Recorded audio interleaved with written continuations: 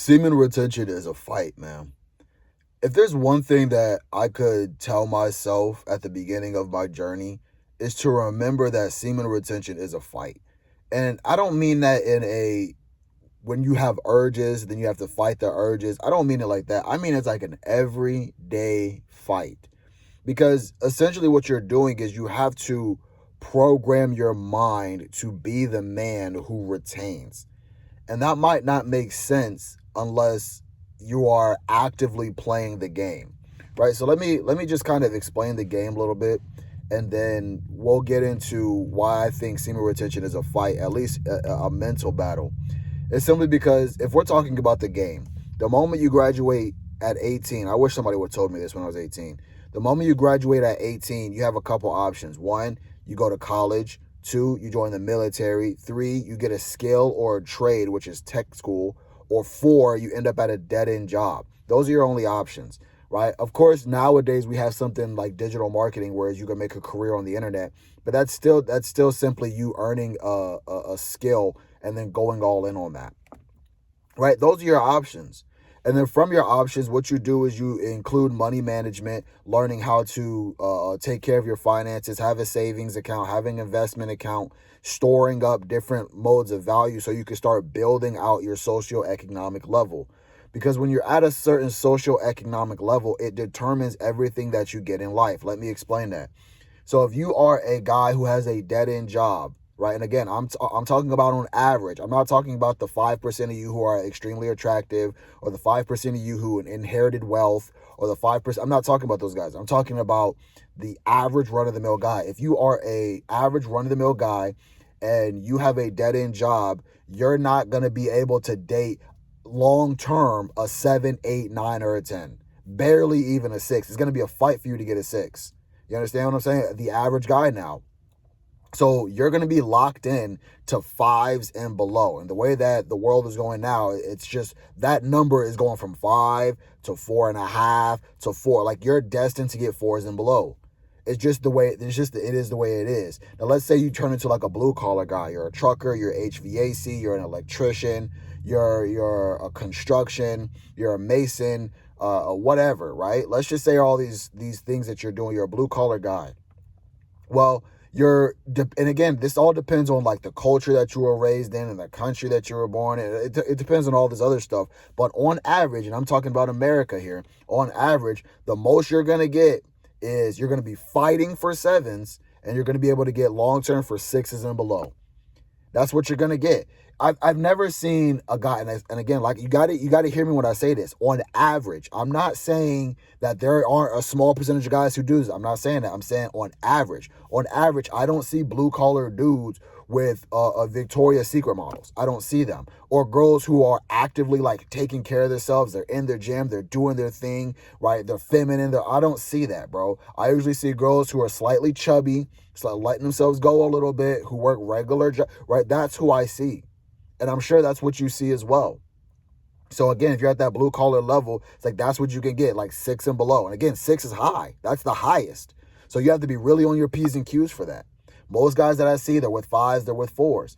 And again, I'm not saying you have to, the quality of the girl that you have isn't the end all be all. We all know that, because most guys would rather have a girl that treats them right than a girl that is super beautiful. But at the same time, let's not pretend like we want both. Okay, so again, don't misconstrue my words just to make an argument. So once you're at that blue collar level, that's what you can get. When it comes to that white collar level, see, now it gets into the averages where a lot of guys can get. So if you're at that white collar level, and let's just say you're at the mid tier, you're at the entry point or the mid tier. If you're the average guy at the blue collar level, the again, fighting for 8s and then below. You understand what I'm saying? 7s and below. That's what you could get. When I see blue collar guys, and again, they're not like high level blue collar guys. They're just like average run of the mill, maybe mid level white collar guys. Their girlfriends are like strong 7s. You know what I'm saying? Or strong 6s. It's nothing like crazy. And then once you start getting above that, like high, when you start making your senior executive level, you're making $150,000+ a year. You have your investments, you have your savings accounts, you have the notoriety, right? You have the career, you have the title. That's when I start seeing guys who have like hot girlfriends. You see what I'm saying? Like long-term girlfriends. So it's like there's a socioeconomic level that you always have to ask yourself, like, where am I at on this level? And it determines, one, by how much money you make, two, by the friends that you're involved with, the network that you have, and the title that you currently carry. You get what I'm saying? And again, this isn't set in stone. This isn't something that's like, oh, this is permanent, right? There are a lot of different variables, but again, the key word today is average, on average. And so as a man, now that we talked about the socioeconomic level and things of that nature, why is semen retention a fight? Because semen retention is a fight because one of the things that's been proven, that we can prove, and that's been proven scientifically, is that your testosterone starts to hit a certain level when you're retaining. When your testosterone hits a certain level, you start wanting more. You start asking yourself, like, what else is available to me? You become a lot more cold, a lot more calculated, because you realize that you're at a certain place and you can get to a certain place because you have drive and you have ambition and you have confidence, you have all these things. And so it's a fight because in order to go from a person that is, let's just say, low on the socioeconomic totem pole, the ladder, whatever you want to call it, in order to go from point A to point B, which is very low, to somewhat a little bit higher, you have to redo damn near everything, right? Because again, let's just say you come from a line of mechanics. And this is a no diss of mechanics, right? Let's say you come from a line of mechanics and you're destined to be a mechanic. That's just how your genetic potential is. You're destined to be a mechanic, right? And let's say that thing works out for you. Again, you're at that socioeconomic level. You're at the peak of what you could possibly get as a mechanic. When you start to get on semen retention, and when you start to build up this testosterone, and you start to ask yourself, like, what else am I capable of? And I want more, and I want to be able to have more and be like this person that's more than who I am currently. What ends up happening is you start chasing that. You start having that drive for that, which means you have to break out entirely of the zone that you are destined for and go into a completely new realm. Again, you weren't born for that. You weren't bred for that. So that means that you have to now become this person who is at this socioeconomic level. Because the one thing, and you'll know this if you've ever been like completely broke and then you've made a bunch of money, the people that you meet when you're broke are completely different from the people that you meet when you start making real money. The people that you meet in blue collar are completely different from the people who you meet in white collar. At our cores, we're like the same people, but how we express that is completely different when you have things like money's involved, when you have things like power is involved, sex is involved, respect is involved. When you have these things that are involved, people start to change because of these outside energies. And so when I say this is a fight, if you're anything like me and you don't accept where you are at the socioeconomic level and you're getting to that different point, you have to realize that who you are is going to change. And the version of yourself, I call it the lower version of yourself, the person who you no longer wish to be, that part of you is not going away without a fight.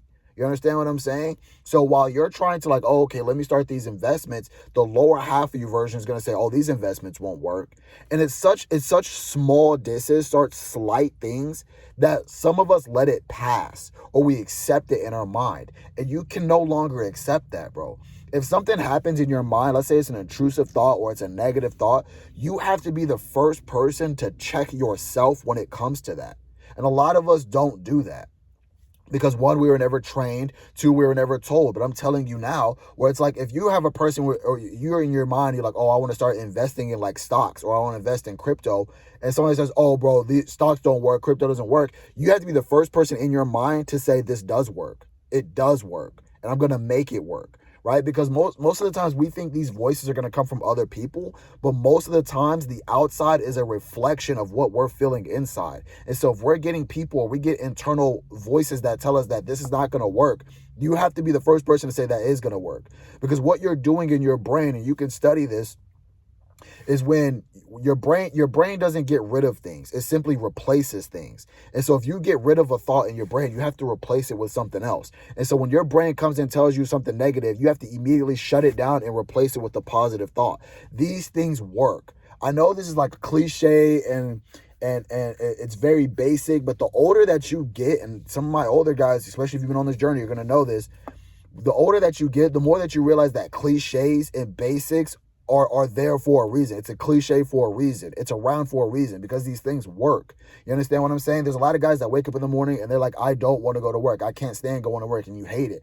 Instead of switching that mentality to saying, I get to go to work.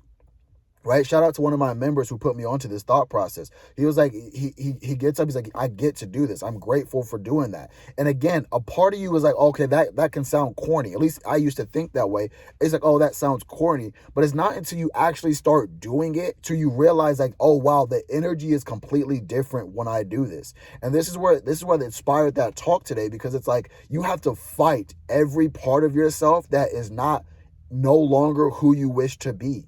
You understand what I'm saying? The reason why a lot of guys get on semen retention streaks and they fail is because you haven't completely rejected the part of you that spills your seed. When you have cravings, you're not the first person to say, I reject that. You understand what I'm saying? And the reason why a lot of us don't say we reject it is simply because we secretly, deep down, we do want these things.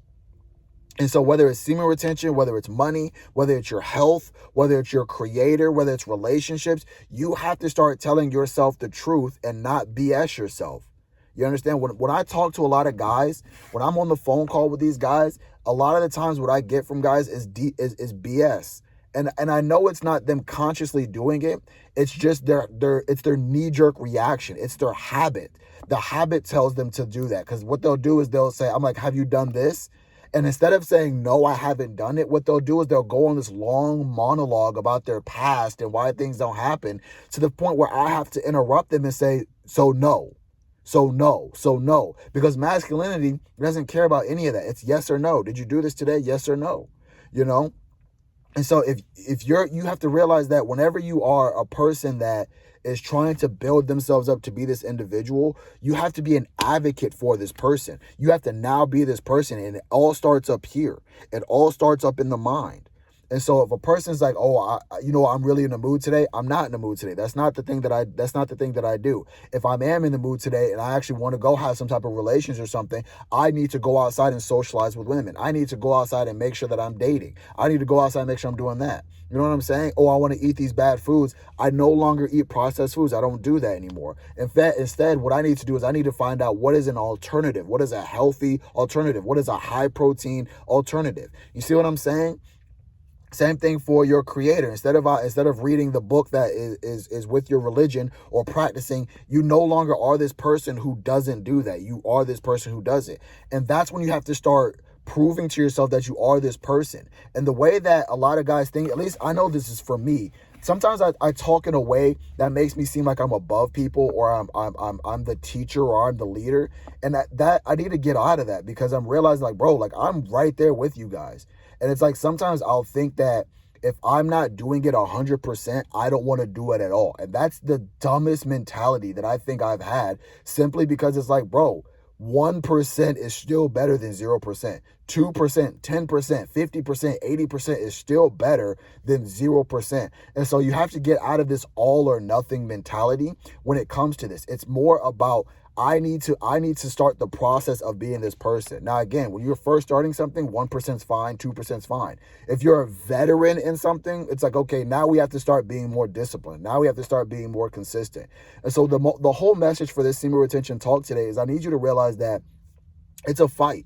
And you have to ask yourself, which team am I on? Am I on the better version of myself's team, or am I on the lower version of myself's team? And how do I actively prove that with the actions and the thoughts and the feelings that I allow myself to feel and do on a constant basis? All right. If you like this talk, if you made it this far, type in on my team. And with that, guys, I'll see you guys in the next one. Peace out.